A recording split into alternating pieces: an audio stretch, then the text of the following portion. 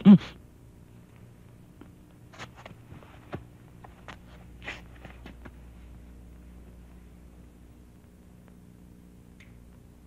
ang totoo tungkol sa pagkamatay ni Lani?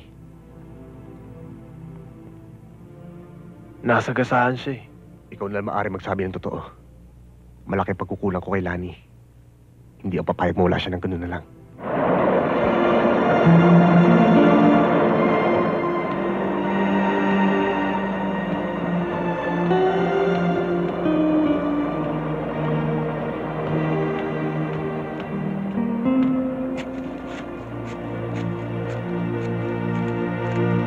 Boss, mission accomplished.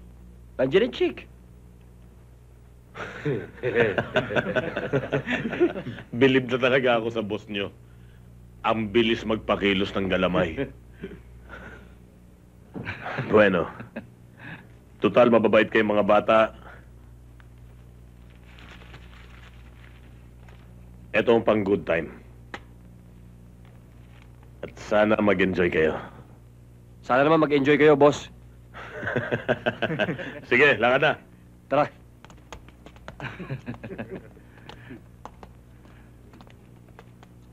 Aling si Mang, nandito na po yung rasyon ng dyaryo. Oh, Salamat po. oo. Dyaryo! Dyaryo! Dyaryo! Naku, ano ba naman ito? Puro na lang dyaryo na ito. Puro patayan. Puro... Ito na lang ba ang laman ng dyaryo? Hey!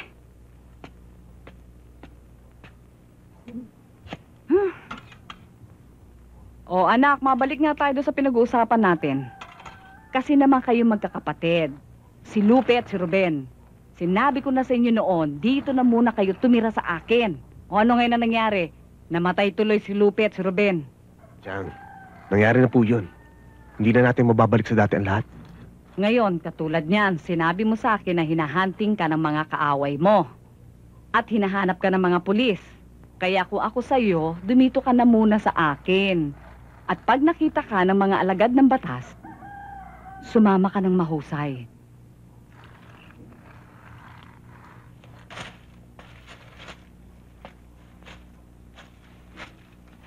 Aling si Mang?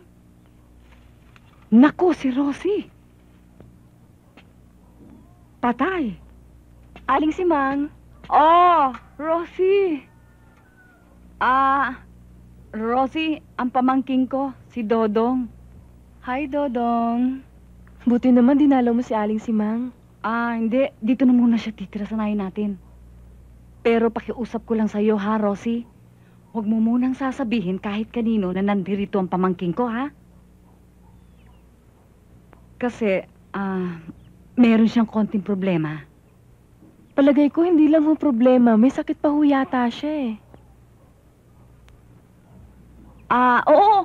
Meron nga. May konti nga siyang nararamdaman. Pero, hayaan mo, Dodong. Gagaling ka agad dahil lahat ng mga pagkain dito, sariwa. Aling si Mang, Dodong, aalis na muna ako. Magtitinda pa ako ng gatas ng kalabaw. Sige.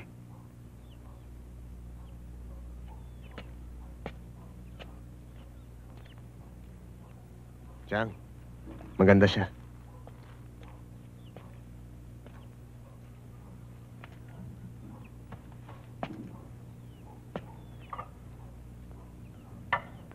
Talagang maganda si Rosie. Alam mo bang siya ang tala ng nayon na ito? Kaya lang, pabago-bago siya ng isip at pabago-bago rin ang boyfriend. Kumbaga sa gilingan, kapag nakakita ng lalaki, lalo na't kasing gandang lalaking tulad mo, giling lang ng giling yun. Kaya ikaw rin. Kapag umibig ka sa kanya, baka masaktan ka.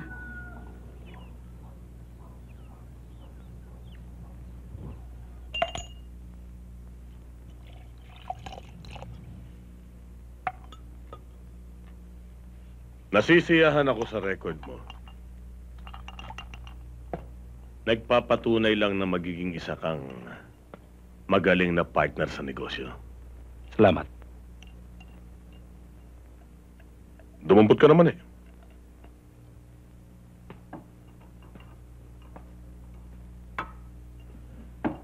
Para sa iyo at mga bata mo.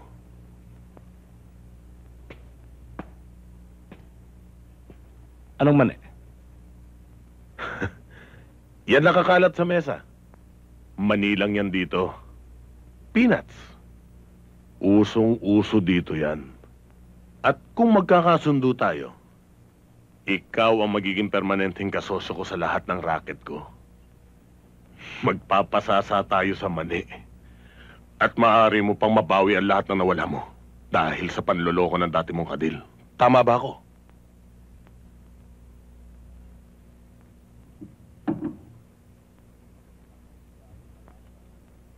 Gusto kong pag-usapan kung gaanong kalawak ang manian. Good. You made the right decision.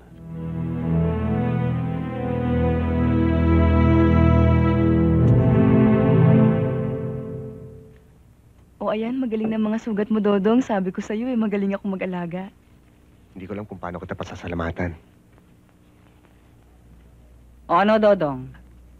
Mas masarap dito ngayon, ano? Kaysa sa Maynila. Masyadong magulo. O, katulad nito. Nakasulat dito sa dyaryo. Dumarami raw ang krimen. Pinatay si ganito. Si ganon. Ang sabi naman ng gobyerno, ang may kasalanan daw ay ang mga pelikulang pinanonood natin at ang mga babasahing binabasa natin. Eh, sino ho ba talaga ang dapat sisihin? Habang may mga baluktot na tauhan daw ang gobyerno, hanggat may masasamang pulis, ay patuloy na magwawala ang mga tao. Silang mga nasa pwesto, nagmagawa ng kabuktutan. Sila ang dapat sisihin.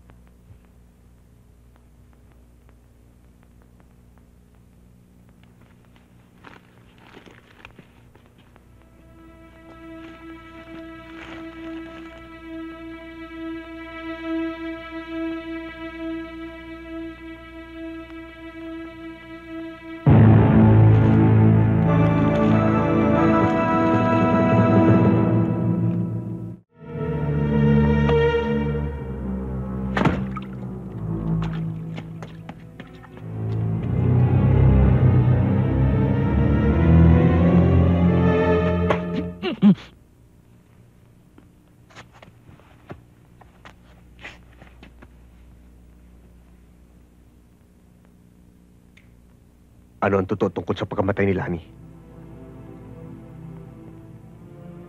Nasagasaan siya eh. Ikaw na lang maaari magsabi ng totoo. Malaki pagkukulang ko kay Lani. Hindi ako papayag mawala siya ng ganun na lang. Pinadukot ni Rondo kay Basil si Lani. At pagkatapos, pinagpasapasaan siya ng grupo niya. Nakatakas siya. Pero hindi niya nakayanan ang nangyari. Nawala siya sa sarili. Tumakbo. Tapos, nabundol siya ng sasakyan. Nagsasabi ka ba ng totoo? Parang tunay na kapatid na ang turing ko sa'yo. Hindi ako maaaring magsinungaling. Pero alam ko kung saan sila matatagpuan.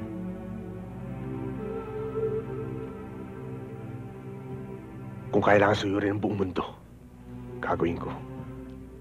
Uubusin ko hanggang sa uling patak ng dugo ng mga hayop na yun. Maiganti ko lang si Lani. Alam ni Basil na nagpunta ka sa probinsya. Ang balita, susundan ka niya ron. Hindi raw siya titigil hanggat di ka niya napapatay.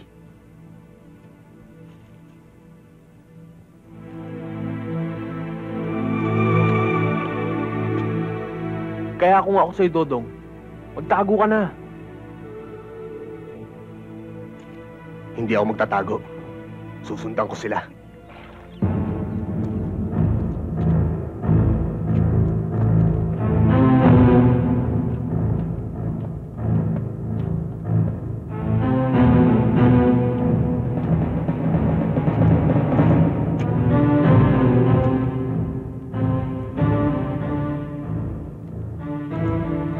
May inaradar mo, Basil! Nakalis na ako nung dumating ka. Pero nagbalik ako para hindi masayang pagod mo. Salamat naman. At dahil dyan ginawa mong kasing ikli ng tulay na yan ang buhay mo. Nakakalimot ka yata. Teritoryo ko to. Hindi ako naglalakad ng nag-iisa.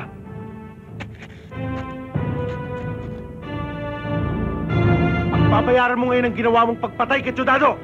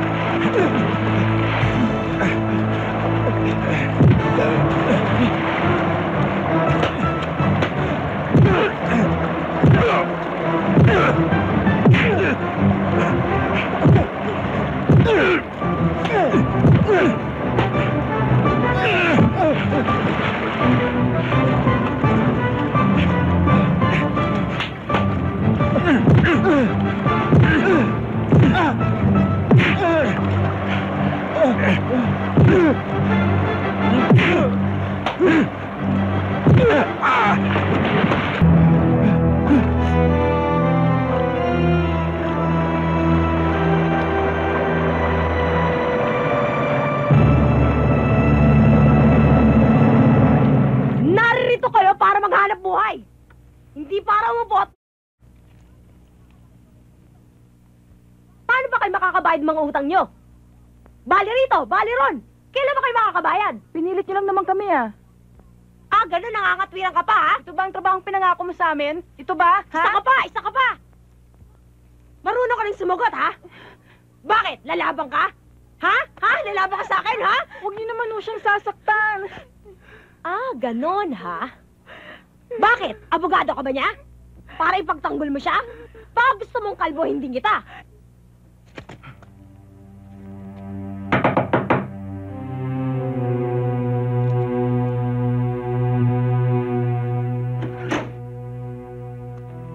Ano to, Raid?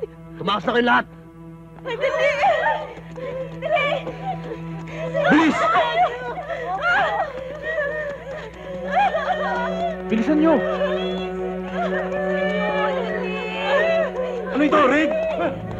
Takbo na! Bilisan nyo!